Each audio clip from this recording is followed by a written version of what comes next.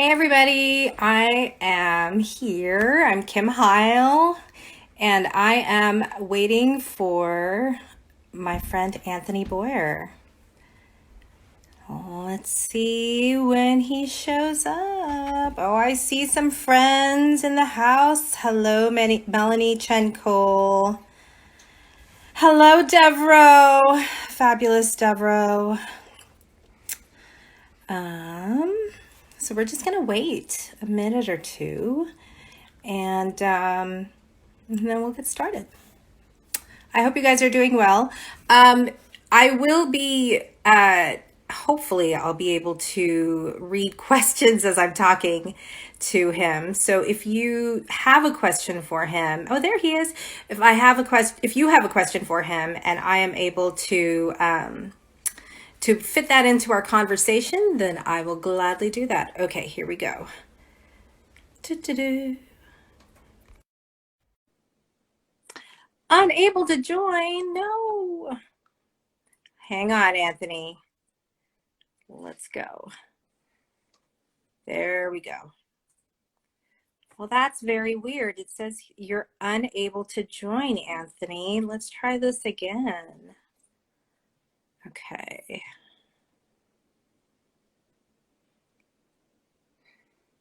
Okay, that looks a little better. It's a little more promising. It's just waiting for Anthony. Hey! Hello, how are you? I'm so good. You look great. Oh, thanks. Are you I've changed since the last time you saw me, I think. Well, also, aren't you doing like keto or insanity or something crazy like that? Or running a Yeah. marathon every week? Not anymore. Well, no, I was training for a marathon and I had like a foot issue. So I got off the wagon and it got pretty bad, but I've been working under quarantine with a virtual fitness coach. So maybe that's it. Good for you, a virtual fitness coach. Yeah. But I also shaved like 6 inches of beard off since the last time you saw me. So that Well, has thank something to do with it. you. I'm sure But the you other always look. I'm sure the other look is just as handsome. Sure, sure. How are you doing during this crazy time, as everyone is saying nowadays? Yeah, it's funny when we do searches in our email for this crazy time, and it brings up like 55 emails. Um, I'm doing well. I mean, honestly, I'm actually staying pretty active, pretty busy. I've always been really good at sort of keeping projects on the table. I've got all these like back burner projects that I never have time to get to and things like that. So I've been able to stay relatively busy for the most part through all of this. It's tricky sometimes. There's not a lot of like the staying busy isn't necessarily like income earning. It isn't necessarily like here's something that will help a client book a job, because there aren't Right. any jobs to book. But yeah, but it's still pretty good. Yeah. Yeah. All right. Well, I'm glad to hear How that. are you? How's the family? We're all good. It's getting a little tedious, to be honest. Yeah, I bet. We're I lucky. don't know. Kids have got to make it this very difficult sometimes. Yes, except our kids are older, so they're not as needy. Although, Right. you know, they're able to feed and clothe themselves, which is a big plus during this time. Yeah, I Um, am not, but I understand. I understand. yeah. So, Anthony, we've known each other, let's see, about since 2017, I think is when I first met you. And through, I think it was at the time, I don't think she's your client anymore, but Marissa Matthews, who had played Evita in our production, or Eva Peron in our production of Evita. And that's how we met, and we've hung out a couple times since. And every time I have a question about agents, about the business, you are like the most solid, reliable, and insightful resource that I have. So I want to If, thank you. if I have a flaw, it's overthinking. So, I mean, listen, I've always got opinions, that's for sure. So how did you get started in this business as an agent, or even before that, if you want to mention that? Yeah, so my background is as a music director, actually. My degree's in music theory and composition from Kent State University. I lived in New York. I did that whole hustle, that whole grind, and I hit a point where it's almost like it came so easily to me that I didn't know how to struggle. And when I first kind of like hit those first struggles, I didn't really know how to handle that. So I learned pretty quickly that like I didn't love it. I didn't love doing that. I just happened to be good at it. So I moved west without really knowing what I was going to do. And I actually first moved to San Diego in 2005. I don't know if we've talked about this. I think we did briefly. Yeah, I bounced around the city so much. Like within 2 years, I was in PQ, I was in Mira Mesa, I was out on El Cajon Boulevard by San Diego State. I lived in Kearny Mesa. I was in Little Italy for a while. I was everywhere. Normal Heights. Anyway. Wow, in 2 years, I know. I was a vagabond. I was just like literally directionless. I didn't know what I wanted to do, and I think I basically, like, me as a 30-year-old or as a 28-year-old was like everyone else as a 22-year-old. You know what I mean? Like, because I started working right away out of college. I had the Barry Manilow Copacabana tour, so I was working at a really high level, like very early on. And so that was the first time I was just like, I wonder what I even like to do. So I was just floating around, and after 2 years of that, I realized that I did like the entertainment industry. And so I moved up I had enough friends from my New York days who lived in LA, and they're like, hey, why don't you move up here? We'll throw you some work. And that was great, but it was like production stuff. So I needed like a job. And the job I found was at a talent agency. And I found that I really loved that world. It was a lot of what I liked about music direction, which was like creating and being around artists and helping actors look and sound their best, and like putting them in touch with people who were able to hire them to look and sound their best. But it took away a lot of the things I hated about music. Like I didn't have to practice for 12 hours a day. I didn't have to grind looking all the time, you know? Yeah. Because that's my thing is like I never really enjoyed the work because I was always looking for the next job, and that was really problematic for me. So I like that I'm able to take a little bit off of that off the actor's shoulders too. But I liked that job so much, and I stayed in that basic world. I was an assistant for 4 years, and then in November of 2013, DDO was looking to start a theatrical division in Los Angeles. So they had one in New York. They had a commercial division here, but they didn't have a theatrical. So they actually bought the company I worked for, and they basically gave it to me. They're like, I was an assistant. The 2 agents who were on left, and they basically said, here you go, like, do what you want to do. And I dropped something like 75% of the roster on the first week and just started building it from scratch. So we're about 6.5 years in. So. Wow. Okay. What does DDO stand for? So it was started by a woman named Dorothy Day Otis back in the late 60s. So she was, I think, an actress first, but she primarily repped kids. And then, you know, we've gone through a lot of iterations over the years. At one point, we were really known for our dance department. We don't have a dance department. We have a sister agency, The Movement. But yeah, it's been through a lot of different looks for sure. Yeah. So tell us a little bit about what an agent does. I'm sure a lot of the people watching right now know, or to some extent know, what an agent does. But, you know, give us a little, give us a perspective into what you think your job is. How's that?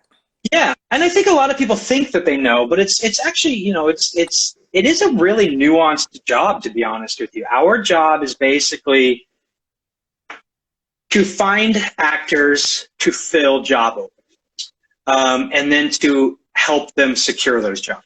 So, in other words, so the beginning of my job is finding talent. I do a metric ton of scouting. I go to the theater all the time. On a good week when there was theater, I would go sometimes 4 to 6 times a week. I mean, I come down and see shows at Bigger Rep. Like, I see shows everywhere. I'm lucky enough to have enough clients working where I can kind of full-time see shows I have clients in. So I don't see a lot outside of that anymore. But so that's the first thing is we sign talent.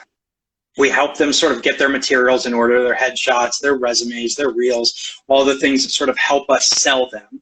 And then, you know, casting directors like you, when you have a need, you put out a breakdown saying, you know, I need a one-armed juggler who's, you know, 5 feet tall and Filipino. Like, Oh, okay. I have someone for you. Oh, perfect. I knew you were the girl. I'm kidding.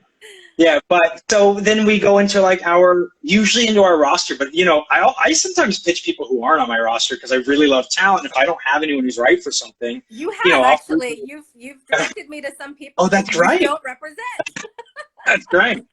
But that's my thing is like, to me, I wish I could represent every actor I love, but I can't. It's just not realistic. So we help you. We basically collaborate with you to find, you know, the actors that we think are a fit for a role. And so then they go and they audition, and hopefully they get the appointment, and hopefully they get the booking and the job. And then that's when we help negotiate the contract. And then sort of help promote and sort of help use them to position that to get the next job. So it's all sort of it's all sort of on a long path line, because if you're on my roster, if you're a theater actor on my roster, the ultimate job is we think that you can originate roles in Broadway shows. So for us, it's like every job along the way, we sort of help figure out like, how is this a step to that, and how can we use it? So yeah, so it's negotiating, it's scouting, and it's sales. That's really kind of the big three.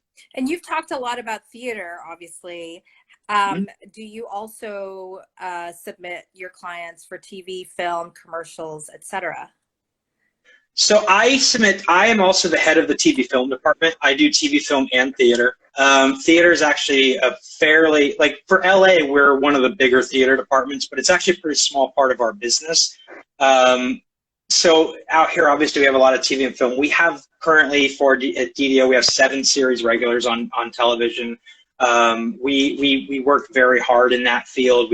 We're very active in that area. I have another agent in my department who works with me on the TV film side specifically. Theater, it's just me on the West Coast.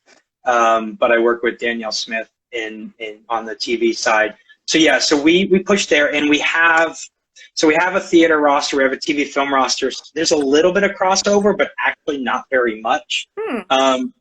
Commercials, we have a department that does commercials. I am not affiliated with them. Like we'll refer people, sometimes we share people, but it's not like they have their own people. Same with like voiceover and print. We have a kids department that does, you know, under 18. So yeah, so just because one of your clients is signed with you as a theater actor does not necessarily mean that they're going to be submitted and represented by DDO for commercials, say.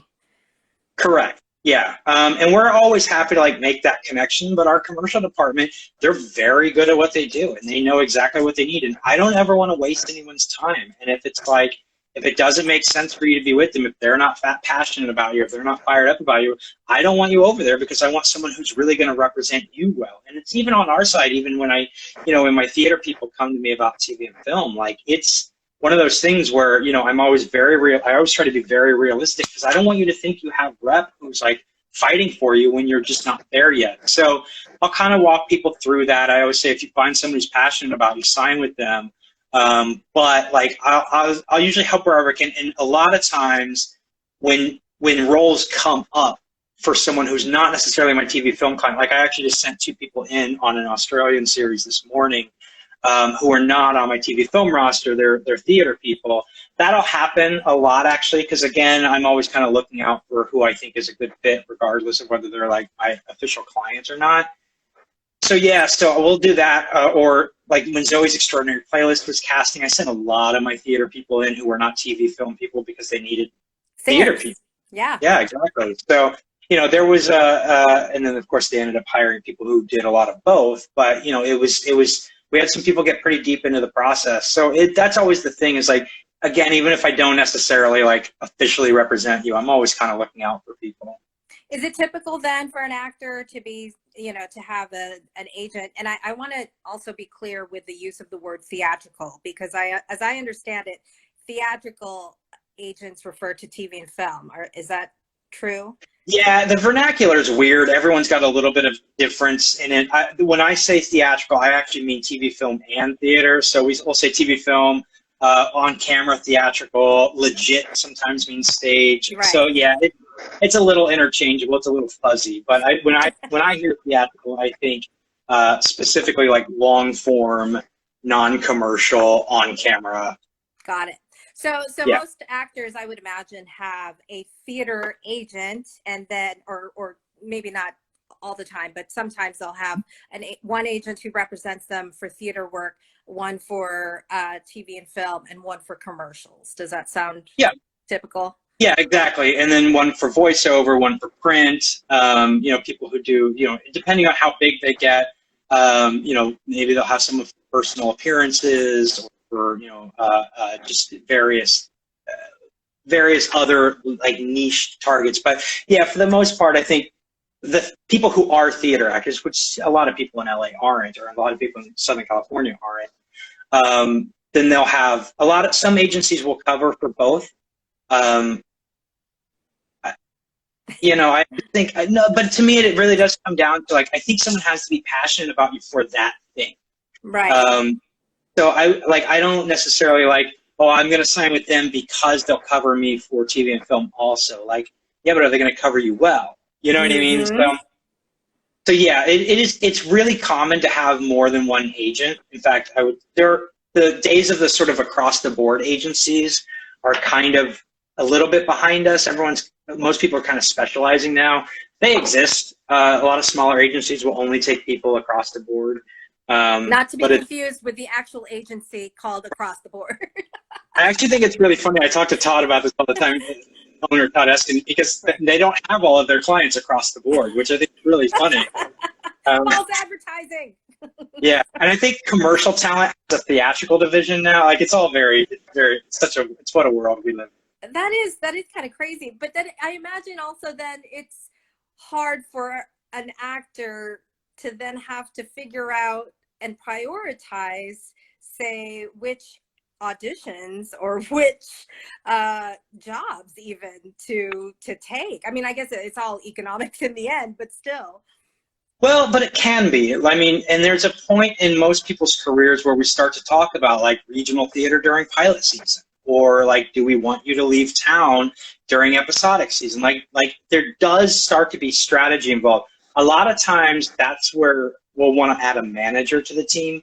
So a manager is sort of like they kind of oversee the career. They have a smaller list. They have more of a one-on-one relationship with the actor. They're sort of in charge of the team. So like all the agents kind of like coordinate through them. So that's a lot of times when you get to a point, and this is a good problem to have. It means that you've made, right.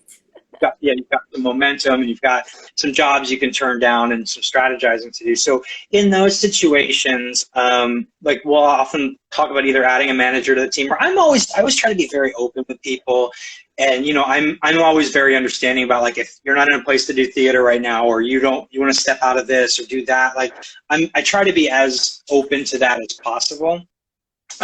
So I think to me, it does become about like self-advocating though. Like, you really have to understand that this is your career and you have to do things that make sense, because not all agents are like me. Some people get very pushy.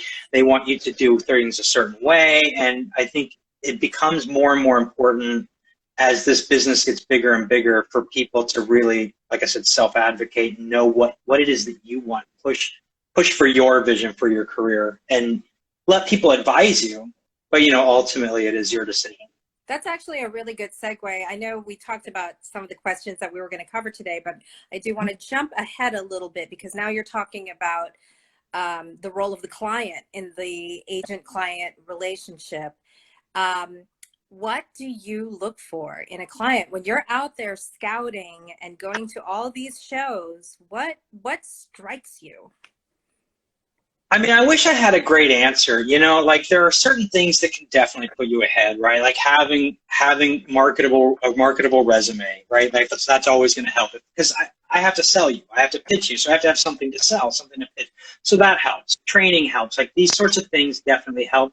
But I'm going to be honest with you. When you ask Danielle, the other agent from my department, just popped in and gave what's up. Love you, Danielle. Hi, Danielle. But yeah, so when you ask like what grabs me, the truth is it's not a great answer, but it's like, I want to fall in love. I want to like walk away from that, like feeling like I want to pick up the phone and call everybody I know and tell them about it. Well, that's how I feel as a casting director when people ask me, what are you looking for? And you're right. It's hard to put it into words, but when they walk into the room, I want to swoon. Yeah, no, exactly. But one of my good friends and mentors, Victoria Morris, who used Yes. to work Yeah. at ASR, like she always says, I want to see your genius. And I think that that's so true. Like, I just want to see what makes you you. And I think on the casting side, that's even more so, because it's like, if you're trying to be what, if I say, hey, I like this, and you try to be that, it's not going to be authentic. Yeah. So it's like, I think the hardest thing for an actor, and it's a lifelong goal for most actors, is really drilling down on what makes you you, and sort of getting everything else out of the way of you being able to tell stories in your unique way. Because at the end of the day, someone else is going to be everything else. You have to be you, because no one else can do that. Totally. Yeah. And when I talk to people about what I look for, and obviously you and I are in different ends of that chain, Right. or parts of a chain, but when I'm casting for a specific role, I don't have a fixed idea of what Right. that role, who that person is. I have a very, I may have an archetype in mind, you know what I mean? But I'm ultimately looking for the right essence of a person to fill that archetype with. And then I try to create a palette. But I so get you though. It's such an abstract concept, this idea of falling in love with our actors or our clients, and it's. And I think I think they want like something to point towards, right? Like, what can I work towards? Do you want someone who's, I just was literally having this conversation with an industry friend right before this, and I was saying, like, what do other people say when they get asked these questions? And she's like, they talk about training, they talk about credits, they talk about, it's just like, yeah, that's all helpful, but it's all like a means to an end for me too. Yeah. Like, at the end of the day, we don't watch, we don't go to see Hamilton because someone does a pretty good imitation of Lin-Manuel Miranda. We go to see Hamilton because someone is like imbues that with their essence, and they fill that beautiful role with like everything that they have to give. So I think that it's tricky, but it really is just like, I have to fall in love, and I have to think, that you are. I mean, definitely there are boxes you have to check. Like, you can't be like too many people on my list. You can't, of course. And that's all stuff you have no control over, so don't bother with that. But it really is about like, get out of the way so that your work can come through and we can see you. So does DDO hold a kind of open call at all for potential clients, or do you really just go scouting for all the people? It's always been really important to me on the theater side specifically. We're really referral only, at least on the adult side. I don't know about our kids or our commercial department. In my department, we really are referral only on the TV film side. It's always been important to me in theater to really be as open as possible to new talent. So at least once a year, sometimes 2 times a year, we will hold invited calls. So people who have submitted to us over the year, we kind of put them in a folder, and then when the time gets near, we reach out to them if they're still looking. This year, that call got interrupted by quarantine. Yeah. We actually just finished a huge, I called my Chicago office and my New York office, and we all agreed to do a big, like, tri-coastal virtual open call. So we got 527 submissions. It took us like a month to kind of go through everyone. We had a callback process. We had like mover call and dancer call, and we gave some people callback material. And I met with, out of the 527, 6 people. So, so that should give you some sort of sense of like, there's a lot of competition. And now, granted, our Chicago and New York offices also know people, so it's not 6 out of 527 exactly. But we really like it. First of all, like, I really like my list right now. Like, I could not sign anyone and be really happy. But I always want to be open to like that next really exciting talent, and you just never know where they're going to come from. I've signed people out of that call who are currently, well, not currently, but who are on Broadway, or in national tours. Like that invited call has really paid dividends over the years. Wow. Are there or is there a specific type that you're looking for now? No, so that drills down into actually like philosophically, the way that I approach all of this is I really hate type. I hate the word. I hate the concept.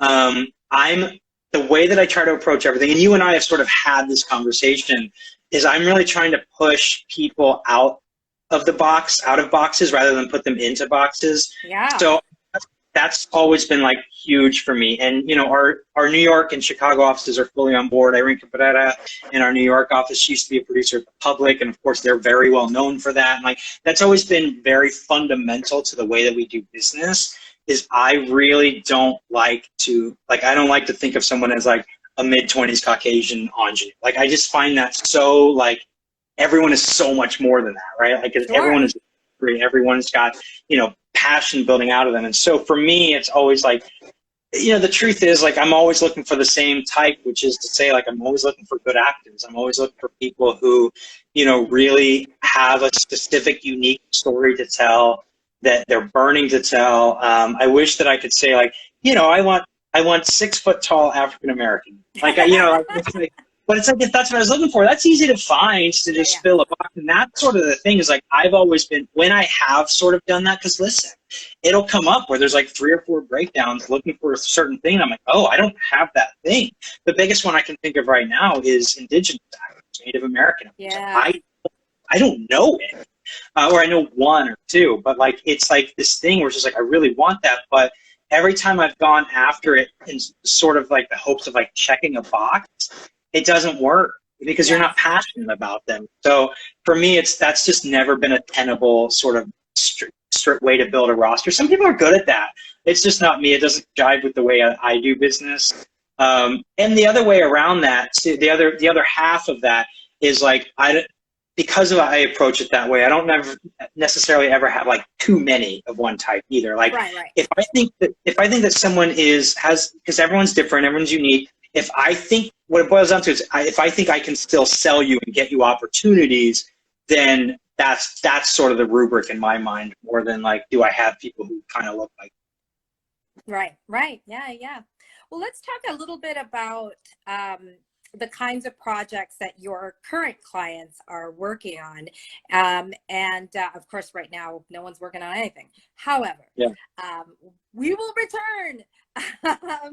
But also as part of that question, how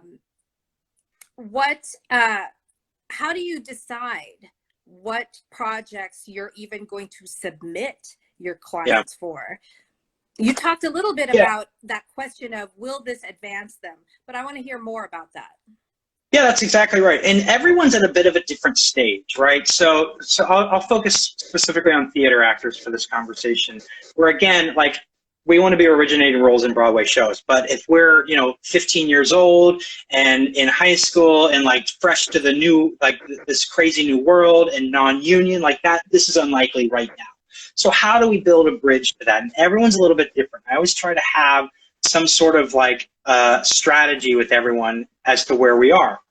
At the beginning of a career, we're really looking honestly to try and build, to get EMC points. I'm trying to get people into EMC theaters, to get weeks, to get that professional experience, to pair them with as many, as many creative teams as possible, as many people as possible to build their network, build their skill set.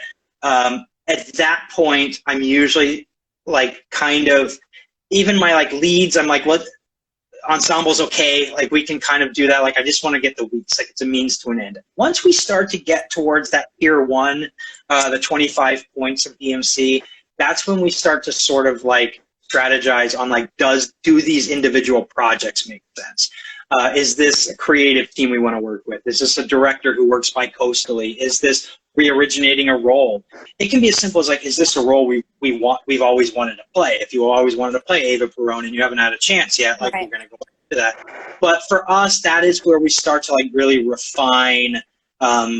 We always want to have a reason, because the thing that happens, the thing that I see over and over and over again and there's nothing wrong with this, but it's just not the path that we like, is people sort of get on the treadmill of regional theater, because once the theater loves you, I'm sure you can vouch for this, like they want to use you because you've proven your worth, you've proven that they can depend on you and that you bring good quality work. But at the end of the day, it's easy to say yes to when people are offering you work, but is it necessarily advancing? So that's sort of the question. And sometimes the answer is yes, and sometimes the answer is no. So it really becomes about, you just have to be smart. And I think you have to know where you're going, because I think one of the hardest things for actors to say is no. And so, especially if, you know, money's on the line, if a job is on the line. Yeah. So we've had these conversations where it's like someone has done ensemble at this theater 8 times, and it's just like, like it's time to move. And, you know, it's like it is this whole sort of conversation that we have to have, where when you sort of, and again, it's not 100% of the time. Sometimes we just want to do a show with San Diego reps. Sometimes we want to be with family. Sometimes we want to, you know, do whatever.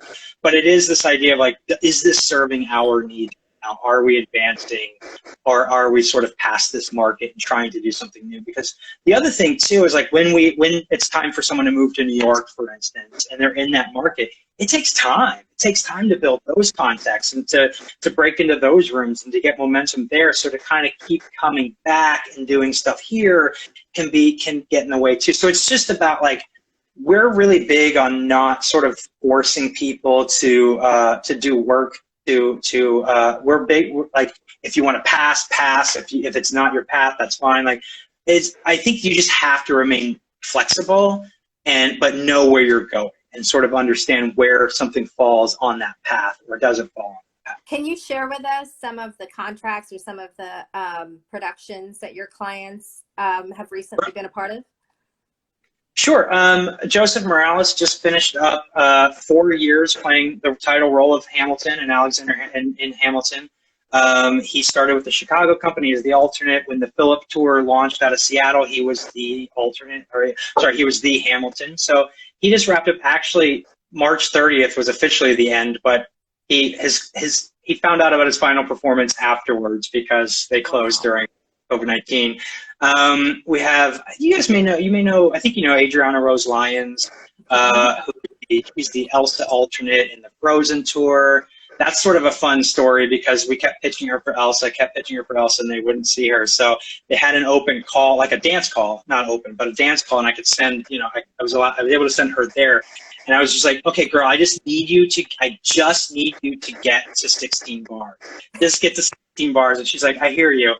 And then she called me like the day or 2 days before and was just like, hey, so just need you to know I tripped over a power cord and broke my toe. So she goes to this dance call with a broken toe, which, by the way, many of the actors I know would have declined the audition at that point. So good on her for going, because my girl got the 16 bars, blew them away. They flew her to New York for the final callback, which doesn't usually happen. And she booked it. So like those sorts of things, like that sort of perseverance. But yeah, we've got people in Hamilton on Broadway. We've got Lauren Boyd in Hamilton on Broadway. We've got Camden Gonzalez, who's sort of all over the place. She did Groundhog Day on Broadway and Matilda. She's currently sort of working with Moulin Rouge. There's just a lot. We've got a lot of people working. We're in a very fortunate place. We've got Natalia Babino, who's out on who's playing Elphaba on the Wicked tour. We've got some people working. It's nice. So you talked about advocating for your clients, and I know there have been times when agents have, you know, either picked up the phone and actually called me, which doesn't happen all the time. And I know that when they do, it means that they feel really strongly that their client is right for whatever role I'm casting. And so I really do try to give that its due. So how do you know when to do that? When is it always appropriate for you as the agent, and or is that just actually common practice? I don't know if it's common practice, to be honest with you. I pitch on almost every project to some degree. It's tricky because, it's sales, and not only is it sales, but like you have to trust it. So I'm not going to pitch you someone that I am not 100% sure can at least give you a good option. Whether they're right or not isn't really the answer. What I need to know, what I need you to know is, like, if you say yes, then that person is going to be someone that is going to show up in the room. And so I think that's the thing with pitching, is I have to know that they are, or at least really think that they are right for the role, that they're going to show up prepared, that they're going to do the job. I don't just pitch anybody for anything. And some people do, I think. You would know better about that than I would. But you'd be shocked. You would be shocked. Yeah. I have had agents submit Caucasian when the call was for Asian American. I'm like, did you read the breakdown? Yeah, which I will do too, but I will then have a conversation with you. Like, here's what I'm thinking, here's what I'm saying. That's the difference. I'm at least reading. You can trust that I'm reading it. Yes, I can. It's interesting too, because, like, if you're doing an Evita, then I know the roles. If you're doing something new, I don't know the roles. And so I approach those differently too, where it's just sometimes I'll be like, what's your prototype? Like how are you seeing this role? Because I don't want to pitch someone inappropriate, because I want you to take my calls. I want to be able to do our Instagram lives. I want you to be my friend. I want to buy you dinner when I'm in San Diego. Like, though, but to me, like, that is still, like, I think that's the part that people don't really understand when they hear, like, this is a business of relationships, but that's what this is it's trust. And it's just, you know that I'm trying to help you cast a show. I'm not trying to just sell you stuff you don't need. And I think at the end of the day, like, that's the thing, is, like, we all get pitches all the time. We see commercials, we get, targeted ads all the time for stuff that we don't need. And you're not going to buy that just because someone tried to sell it to you. The same with an actor. At the end of the day, I'm in sales. And so if I reach out to you, if I'm like, hey, Kim, you got to see this person, you have to trust that, like, I've got a point of view at least. And it might be right, it might be wrong. You might be like, listen, actually, it really is important that she's Korean instead of Japanese, or that she's Caucasian instead of, like, it might be really important, but it also might not be. And you've done this, and Jacole was really good about this before you too, about, like, if I make a point and it's like, oh, well, let me think about that. Let me take that to the team. Let me have that conversation. That's the other half of the relationship too, is I trust you to do your job. So, I think it is really important, because at the end of the day, I'm sending people, if someone books something in San Diego Rep, I'm sending them to be with you for, 2 months, 3 months. And, like, I need you to take good care of them too. So, yeah. When you submit them, I mean, this always kind of surprises me, although I guess it is understandable, but sometimes I will, someone will be submitted and I'll call them in, and it makes sense if, say, they're not available, or, they declined the audition for whatever. But then if we cast them and then they say no, it was sort of like, but you were submitted, and what happens there?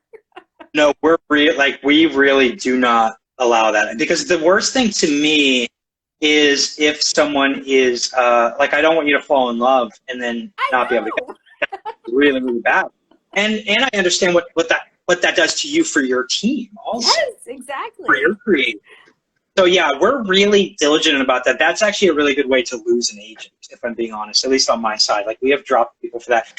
What'll happen sometimes is they're auditioning for multiple things. True. And so when you reach out and you're like, hey, we've got an offer, or we're thinking about this person, I'll have a conversation with them at that point. But I'm always very upfront about everything. I try to keep everyone on the same page. And even if it's just like, hey, Kim, this is great, thank you so much, I'm waiting for word on another thing. Like, I don't think you and I have run into that. But to me, that is super important, because when I was an assistant, the agents that I was an assistant for, they were not big about that. And it got them into a lot of hot water. And it got, I'm the one on the phone, so it got me into a lot of hot water. And I just thought, like, there's really no sense in lying. I might tell the truth in a way that that I may want you to misinterpret. But, like, the words I say are going to be true. Right. But to me, that's the thing, is, like, you're a grown-up. You know that, like, people have other jobs. People are auditioning for other things. And if I just give you the heads up, like, say, hey, listen, we may have another thing happen. To me, that's also the only reason to bail at that point. If you went in for the audition, then you have to be available for the show. If we book something, that means our availability changed, which we can update people on. But but never, ever, ever is it just like, oh, I don't want to do that. Like that to me is unacceptable. Yeah, and I think also, there is a certain there's like a common understanding among all of us who do this in this business. Like we know what the hierarchy is. We know what certainly the economic hierarchy, right? Like a certain contract, a Broadway contract versus, a regional contract. Sometimes there's just no comparison, and I totally understand that. But yeah, I really also, as the casting director, appreciate it when an agent trusts me and respects my position on things well enough to tell me the truth, and be forthcoming and upfront. Yeah, and to me, it's just like that trust is just so important, and I think it's weird because it's like, I don't know, the desire to like trick your way into a relationship seems very strange to me. You know what I mean? Yeah. Like I just want to fool you long enough to hire my client. Like it just seems very strange to me. And not how I like to do business for sure. Where I have run into trouble, it's actually in the opposite direction. I'll have people sometimes when they're in rehearsal. Recently, actually, I had someone she was playing Zanita in the Music Man at a regional theater I won't name, and she got a call back for the Cats tour, for a principal on the Cats tour, and they wouldn't release her to go to New York for this, and like I pulled her from the show. I felt like I had to. It's really rare though, but it was super doable, and they were just not budging. So that's no fun. Well, I'll tell you, this whole new COVID world is really demanding a new conversation about understudies. I mean, I've been demanding that conversation. Yeah, but yeah, absolutely. That's I think a big, and I get the economics, I really do, but that is a big failing for our industry right now is, the inability to provide for people to pursue other opportunities or for other things. Yeah, it's hard. Absolutely. And, there are theaters who like have these like unofficial understudies, so they're learning the role, but they only become understudies retrospectively when the lead does have to go out. And it's just like, you're just really asking for trouble. And, I just, all I want in my life is to protect actors. And, they are going to be so loyal to the theaters, and so frequently I see the theaters not being loyal to them, and it really breaks my heart, to be honest with you. So I agree with you. Like, I think if one of the many pushes I would love to see coming out of this, especially because you're right, a production can go down in a moment's notice right now, when we finally get back up and running. And, if it's no good. Like, we just can't operate that way. It's no fair to anybody, really. Yeah. So do you ever solicit feedback from casting directors? I can't recall if you've asked me because it's pretty rare, to be honest with you. I find it it's so, honestly, in the hundreds of times I've asked for feedback, the number of times I've gotten any sort of like actionable feedback that isn't just sort of like self-congratulatory or something. 99% of the time it's like, we went a different direction. She was great, we went another direction. And to me, here's when I will ask for feedback. If someone gets super close, and it's like between them and one other person, two other people, I'll often ask them. If someone is brand new to my list, brand new to my roster, especially if I still have some reservations, I'll just be very frank and be like, hey, listen, can you tell me, is there anything I need to know, something like that. And then the third time, this is probably when I most ask for it, is if I have someone who's getting very close consistently but not getting the job, I'll generally check in and just say, like, listen, and it's especially like when it's a casting director that I know very well, when it's someone that I trust, that we can just have a frank conversation. I'm like, listen, tell me like what it is that can push her over the top or push him over the top. Because at the end of the day, it's usually nothing. It's usually like, we just like the other person. We just like the other person, whatever. But like, I think at that point, because as an actor, I feel like that's when I would start to get down, is if I was getting really close, really close, really close. And when you really think about it, that means you're doing great, but it does start to feel like a lot of rejection. And so for me, even if it's just some sort of validation, even if it is just reaching out and getting that, like, she was amazing, we loved her, it just so happened to be this other person. I want that win for them when they're lacking a win. So I'm really big about like trying to build on wins and trying to find the win in every situation. But it becomes hard when you're second place 5 times in a row or something, because it's, even though that is a win, it really is, but it doesn't feel like it in the moment. So for those times are when I'll generally reach out and be like, hey, listen, give me something. Yeah, yeah. There have been a couple of times where, and not with you, I always have to clarify that, because I've never had problems with you or your Because clients. I'm perfect. So it's other clients or other agencies, but you know, sometimes an agent will solicit feedback, and I will have to tell them, you know, that person was late, you know, to their appointment, or you know what I mean? Like, they confirmed for this time, and that threw my whole day off and whatever. And so that brings me to that question of like, do you have any pet peeves when it comes to your clients? Like, what happens if you hear stuff like that? Yeah, well, let me start by saying I actually kind of want people to tell me that anyway.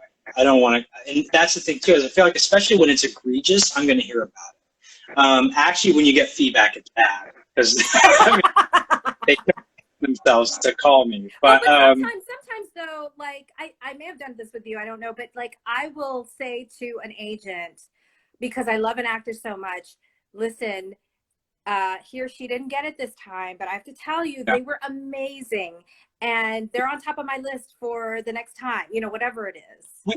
We actually do have Amy Lynn has been in so close on so many things. Amy Lynn. Like, yeah, she's amazing.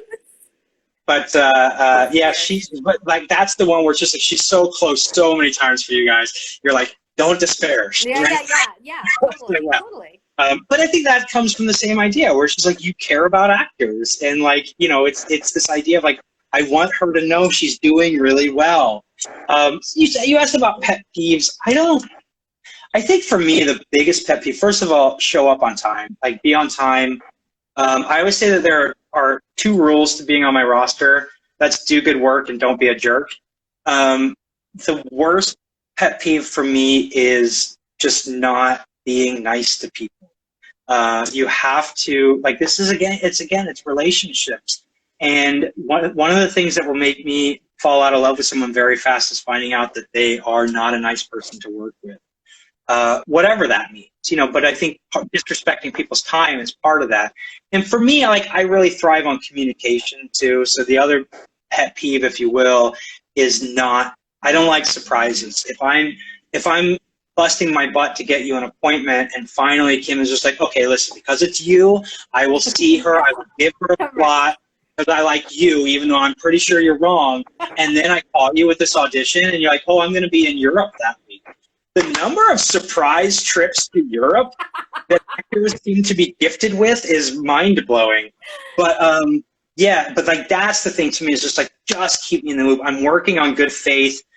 I'm not on payroll. You're not, you know, you don't pay me weekly. Like, I'm working with the idea that we're going to make money because you're going to book jobs. So like, I need to know when you're not available. I need to know like where you're at. I need to know not where you're at physically, but like mentally, like if you're like, hey, I've got to focus. And we get this all the time, where people are like, I can't really do theater right now. Like, I really have to focus on like making money. Like, I have to do my day job. Like, especially here in Los Angeles, because we have so much 99-seat theater. It's like, I just want people to tell me that before the fact, because the worst, I really hate telling you no. I want to be able to tell you yes to everything. Yeah. But if I do know that it's a no, then we can have that conversation the first time. If you call and say, hey, what about Chris for this? And I'm like, oh, actually, he's not available. Like, then it's done and it's over. Like, now it's not like a 3-day thing where you're, you know, we're waiting to hear. Like, so to me, that's, I think the big thing is like communication. Like, I don't like being surprised. I don't like finding out things from other people. I don't like finding out that you booked a job from someone else, by the way. Oh, I bet. Like, that's the thing. And people, it's weird about that, because they think, we always try to be open with, I always try to tell people, you know, like, I'm not going to commission everything. Like, I waive commission on a lot of things. Like, just be honest with me. Like, if it's about money, like, just say, like, listen, I really would rather not cut you in. And like, we'll have that conversation. But if it seems like you're sneaking around, then that's not a good look for anyone. Sure, definitely. So we only have like, I don't know, maybe 10 minutes left. Yep. What advice would you give to someone who is starting off in this business, or maybe not even starting off, but still, doing the hustle, Yeah, well, I think that the best advice I can give anyone is that there are a lot of voices, right? There are a lot of people telling you what you should do, what you could do. Move to Atlanta, move here, do this, go to New York. You want to do theater, you don't want to live in LA, you don't want to live in San Diego. The truth is, any number of people in any number of circumstances have booked any number of jobs. The work is what's important. Focus on the work. Really focus on finding out who you are, all of your context, what stories drive you, consume content, really learn who you are, because the deeper you can be as a person and the better able you are to bring that to the front, all the rest can be figured out. You can have someone like me on the team who can help you figure out headshots. We can talk about where do we want to live, what market do we want to live in, what roles do we want to do. I really want all actors focused as much as possible on how can I improve the work and improve myself so that the work is deeper and broader, and that I have more to say and am more capable of saying it. I think to me that's at the end of the day. And listen, are there practical things? Sure. Get into dance class. I don't care if you are the stiffest person in the world. Get into dance class. Find a jazz and heels class. If you're one, there are things that you can do for sure. Expand your book. Take out everything that you can't sing on Sunday at 9 a.m. because you're going to be asked to. Those sorts of things. Especially at the beginning of your career, I think I think one of the worst things that actors say to themselves is no. There are going to be a lot of people over the course of your career saying no to you. You shouldn't be one of them. Oh, so true. Audition for the job. As long as it's not, if it is, if it's ragtime, and you don't go in for Sarah if you look like me, right? Although I'd be really good in that role. I believe Pitching myself, But I think that within reason, push yourself, expand your horizons, go out of your comfort zone, but try not to say no.